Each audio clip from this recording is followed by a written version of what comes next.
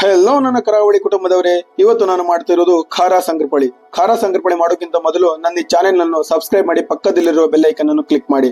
ಈ ಈಸಿಯಾದ ಖಾರ ಸಂಗ್ರಪಳಿಯನ್ನು ನಾವು ಮನೆಯಲ್ಲಿ ಕ್ರಿಸ್ಪಿಯಾಗಿ ಟೇಸ್ಟಿಯಾಗಿ ಹೇಗೆ ಮಾಡೋದು ಅಂತ ನೋಡ್ಕೊಂಡು ಬರೋಣ ಬನ್ನಿ. ನಾನು ಸ್ಕ್ರೀನ್ ಮೇಲೆ ಕೊಟ್ಟಿರುವಂತ ಇಂಗ್ರೀಡಿಯೆಂಟ್ಸ್ ರೆಡಿ ಇಟ್ಕೊಳ್ಳಿ ಸಾಕು, ನಿಮ್ಮ ನೆಚ್ಚಿನ ಖಾರ ಸಂಗ್ರಪಳಿ ರೆಡಿ. ಇವಾಗ ನಾನು 2 ಕಪ್ ಆಗುವಷ್ಟು ಗೋಧಿ ಹಿಟ್ಟನ್ನ ತಗೊಂಡಿದ್ದೀನಿ, 1 ಕಪ್ ಆಗುವಷ್ಟು ಮೈದಾ, 1/2 ಕಪ್ ಆಗುವಷ್ಟು ಸಕ್ಕರೆ ಅಂಡ್ 1 ಕಪ್ ಆಗುವಷ್ಟು ಸೂಜಿ ರವನ್ನ ತಗೋತಾ ಇದ್ದೀನಿ. ಇವಾಗ ನಾನು ಒಂದು ಕಡಾಯಿನ ಇಟ್ಕೊಂಡು ಅದಕ್ಕೆ 1/2 ಕಪ್ ಸಕ್ಕರೆನ ಆಡ್ ಮಾಡ್ಕೋತಾ ಇದ್ದೀನಿ. 1/2 ಕಪ್ ಸಕ್ಕರೆ ಆದ ನಂತರ ಇದಕ್ಕೆ ನಾನು 1/2 ಕಪ್ ಆಗೋಷ್ಟು, 1/2 ಕಪ್ ಆಗೋಷ್ಟು ನೀರ್ ಸಹ ಆಡ್ ಮಾಡ್ತಾ ಇದ್ದೀನಿ. ಏನಕ್ಕಂದ್ರೆ ನಾವು ಇದು ಪಾಕ ರೀತಿಲಿ ಇದನ್ನ ಮಾಡ್ಕೋಬೇಕಾಗತ್ತೆ. ಅದ ನಂತರ ಈಗ ಸಕ್ಕರೆ ಕರಗಿದ ನಂತರ ಇದಕ್ಕೆ 2 ಟೇಬಲ್ ಸ್ಪೂನ್ ಆಗೋಷ್ಟು ತುಪ್ಪ ಸಹ ಆಡ್ ಮಾಡ್ತಾ ಇದ್ದೀನಿ. ತುಪ್ಪ ಆಡ್ ಮಾಡೋದ್ರಿಂದ ಸಂಗ್ರಪಳಿ ತುಂಬಾ ಟೇಸ್ಟಿಯಾಗಿ ಬರುತ್ತೆ. ಸೊ ಇವಾಗ ನಾ ಇದಕ್ಕೆ ತುಪ್ಪ ಕರಗಿದ ನಂತರ ಒಂದು 1/2 ಟೇಬಲ್ ಸ್ಪೂನ್ ಅಂದ್ರೆ ನೀವು ರುಚಿಗೆ ತಕ್ಕಷ್ಟು ಉಪ್ಪು ಸಹ ಆಡ್ ಮಾಡ್ಕೊಳ್ಳಿ. ಅದ್ರ ನಂತರ ಒಂದು 2 ರಿಂದ 3 ಟೇಬಲ್ ಸ್ಪೂನ್ ಆಗೋಷ್ಟು ನಾನು ಖಾರ ಪೌಡರ್ ಸಹ ಆಡ್ ಮಾಡ್ತಾ ಇದ್ದೀನಿ. ಇದು ಖಾರ ಸಂಗ್ರಪಳಿ ಆಗಿರೋದ್ರಿಂದ ಸ್ವಲ್ಪ ಖಾರ ಇದ್ರಿಂದ ಚೆನ್ನಾಗಿರುತ್ತೆ. ಸೊ ನೀವು ಇದನ್ನ ಸ್ಪೈಸಿ ಬೇಕಂದ್ರೆ ಜಾಸ್ತಿನೇ ಆಡ್ ಮಾಡ್ಕೋಬಹುದು. ಸೊ ಇವಾಗ ಖಾರ, ಸಕ್ಕರೆ ಮತ್ತೆ ತುಪ್ಪ ಇದನ್ನ ಎರಡು ಚೆನ್ನಾಗಿ ಮಿಕ್ಸ್ ಮಾಡ್ಕೊಂಡು ಸ್ಟವ್ ನ ಆಫ್ ಮಾಡಿಬಿಟ್ಟು ಒಂದು 5 ನಿಮಿಷ ಇದನ್ನ ಕೂಲ್ ಆಗಿ ಬಿಡಬೇಕು.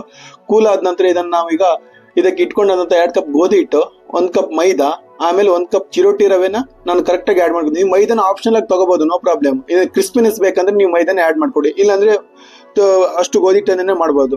ಇವಾಗ ಇದನ್ನ ಏನ್ ಮಾಡ್ತಿದೀನಿ ಅಂದ್ರೆ, ನಾನು ಖಾರ ಏನು ಪಾಕ ಮಾಡ್ಕೊಂಡಿದ್ನ ಸಕ್ಕರೆ ಪಾಕನ ಅದನ್ನ ಈಗ ನಾನು ಹಿಟ್ಟಿಗೆ ಚೆನ್ನಾಗಿ ಮಿಕ್ಸ್ ಮಾಡ್ತಾ ಇದ್ದೀನಿ. ನೀವು ಇದನ್ನ ಡೈರೆಕ್ಟ್ ಹಾಲಕ್ಕೆ ಕಲ್ಸೋದ್ರಿಂದ ಇದಷ್ಟು ಚೆನ್ನಾಗಿ ಬರಲ್ಲ. ಸೊ ನೀವು ಅದು ಏನು ಕರೆಕ್ಟ್ ಆಗಿ ಹಿಟ್ಟಿಗೆ ಮಿಕ್ಸ್ ಆದ ನಂತರನೇ ಇದಕ್ಕೆ ಇವಾಗ ನಾನು ಏನ್ ಮಾಡ್ತಿದ್ದೀನಿ ಅಂದ್ರೆ 1 ಟೇಬಲ್ ಸ್ಪೂನ್ ಆಗುವಷ್ಟು ಏಲಕ್ಕಿ ಪೌಡರ್ನ ಆಡ್ ಮಾಡ್ತಾ ಇದ್ದೀನಿ. 1 ಟೇಬಲ್ ಸ್ಪೂನ್ ಆಗುವಷ್ಟು ಅಜ್ವಾನನ್ನು ಸಹ ಪುಡಿ ಮಾಡಿ ಆಡ್ ಮಾಡ್ತಾ ಇದ್ದೀನಿ.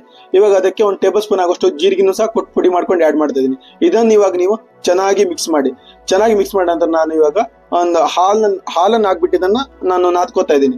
ನೀವು ಆದಷ್ಟು ಹಿಟ್ಟಿಗೆ ಹಾಲನ್ನೇ ಹಾಕ್ಬಿಟ್ಟು ನಾದ್ಕೊಳ್ಳಕ್ಕೆ ಟ್ರೈ ಮಾಡಿ. ಏನಕ್ಕೆ ನೀವು ಹಾಲನ್ನೇ ಹಾಕಿ ನಾದ್ಕೊಳ್ಳೋದ್ರಿಂದ ಈ ಲೈಕ್ ಕ್ರಿಸ್ಪಿನೆಸ್ ಚೆನ್ನಾಗಿ ಬರುತ್ತೆ, ಆಮೇಲೆ ಟೇಸ್ಟ್ ಚೆನ್ನಾಗಿ ಬರುತ್ತೆ ಸಂಗ್ರಪಳಿದು. ಸೊ ಇವಾಗ ನೋಡಿ, ಇದನ್ನ ಈ ತರ ಹಿಟ್ಟನ್ನು ನಾದ್ಬಿಟ್ಟು ನೀವು ಒಂದು ಅರ್ಧ ಮುಕ್ಕಾಲು ಗಂಟೆ 1 ಅವರ್ ಆದ್ರೂ ಪರವಾಗಿಲ್ಲ ಇದನ್ನ ನಾವು ರೆಸ್ಟಲ್ಲಿ ಇಟ್ಬಿಡ್ಬೇಕು. ರೆಸ್ಟಲ್ಲಿ ಇಟ್ಟ ನಂತರ ನೋಡಿ ಹಿಟ್ಟು ಚೆನ್ನಾಗಿ ಇಕ್ಕೊಂಡಿರುತ್ತೆ ಮತ್ತೆ ಸ್ಮೂತ್ ಆಗಿರುತ್ತೆ. ಇದನ್ನ ನಾವೀಗ ಏನ್ ಮಾಡ್ಬೇಕಂದ್ರೆ ಚಪಾತಿ ಹಿಟ್ಟಿನ ಅದಕ್ಕೆ ಇದನ್ನ ನಾವು ಕಟ್ ಮಾಡ್ಕೋಬೇಕು. ಅದಕ್ಕಿಂತ ಸ್ವಲ್ಪ ಲೈಕ್ ಸೈಜ್ ದೊಡ್ಡನೇ ಇರಲಿ, ಲೈಕ್ ಮುದ್ದೆದು. ಸೊ ಇದನ್ನ ಚಪಾತಿ ಹಿಟ್ಟಿನ ಸೈಜ್ಗೆ ಕಟ್ ಮಾಡ್ಕೊಂಡು ನಾವೀಗ ಚಪಾತಿ ಹೇಗೆ ಲೈಕ್ ನಟ್ಸ್ತೀವೋ ಅದೇ ರೀತಿ ನೀವು ಇದು ಚಪಾತಿ ಹಿಟ್ಟು ಲಟ್ಸ್ದಂಗೆ ನಟ್ಸ್ಕೋಬೇಕು. ನೀವು ಇದನ್ನ ಜಾಸ್ತಿ ದಪ್ಪ ಮಾಡ್ಕೋಬೇಡಿ. ದಪ್ಪ ಮಾಡ್ರೆ ಏನಾಗುತ್ತೆ ಅಂದ್ರೆ ಆಯಿಲಲ್ಲಿ ಇಟ್ಟ ನಂತರ ಇದು ಬೇಯೋದು ಕಷ್ಟ ಆಗಿರುತ್ತೆ. ಸೊ ಅದಕ್ಕೋಸ್ಕರ ನೀವು ಆದಷ್ಟು ಚಪಾತಿ ಲೈಕ್ ಸೈಜಲ್ಲೇ ಲಟ್ಸ್ಕೊಂಡು ನಂತರ ನೀವು ಯಾವ ಶೇಪಲ್ಲಿ ಬೇಕೋ ಆ ಶೇಪಲ್ಲಿ ಕಟ್ಸ್ಕೊಳ್ಳಿ. ನಾ ಇಲ್ಲಿ ಡೈಮಂಡ್ ಶೇಪಲ್ಲಿ ಕಟ್ ಮಾಡ್ತಾ ಇದ್ದೀನಿ. ಡೈಮಂಡ್ ಶೇಪಲ್ಲಿ ಕಟ್ ಮಾಡಿದ ನಂತರ ಏನ್ ಮಾಡ್ತೀನಿ ಅಂದ್ರೆ ಇದನ್ನ ಒಂದು ಲೈಕ್ ಪ್ಲೇಟ್ಗೆ ಟ್ರಾನ್ಸ್ಫರ್ ಮಾಡ್ತಾ ಇದ್ದೀನಿ. ಟ್ರಾನ್ಸ್ಫರ್ ಮಾಡೋದ್ರಿಂದ ನಾವು ಆಯಿಲಲ್ಲಿ ಬಿಡಕ್ಕೆ ಚೆನ್ನಾಗಿರುತ್ತೆ. ಸೊ ಇವಾಗ ನಾ ಇದಕ್ಕೆ ಏನ್ ಮಾಡ್ತಾ ಇದ್ದೀನಿ ಅಂದ್ರೆ ಒಂದು ಅರ್ಧ ಲೀಟರ್ ಆಗುವಷ್ಟು ಎಣ್ಣೆನ ತಗೊಂಡಿದ್ದೀನಿ. ಎಣ್ಣೆನ ಒಂದು ಹೈ ಫ್ಲೇಮ್ ಅಲ್ಲಿ ಒಂದು 3 ನಿಮಿಷ ಕಾದ್ಸ್ಕೊಳ್ಳಿ. ಆಮೇಲೆ ಒಂದು ಮೀಡಿಯಂ ಫ್ಲೇಮ್ ಅಲ್ಲಿ ನೀವು ಎಣ್ಣೆ ಕಾದ್ವರೆಗೂ ಕಾದ್ಸ್ಕೊಳ್ಳಿ. ಏನಕ್ಕಂದ್ರೆ ಹೈ ಫ್ಲೇಮ್ ಅಲ್ಲಿ ಬೇಗ ಕಾಯುತ್ತೆ ಅಂತ ಅಷ್ಟೇ. ಇದನ್ನ ಈಗ ಟೆಸ್ಟ್ ಮಾಡ್ತಾ ಇದೀನಿ ಲೈಕ್ ಎಣ್ಣೆ ಕಾಯ್ತಾ ಇಲ್ವ ಅಂತ. ಈಗ ಆಲ್ಮೋಸ್ಟ್ ಎಣ್ಣೆ ಕಾಯ್ತಾ ಇದೆ.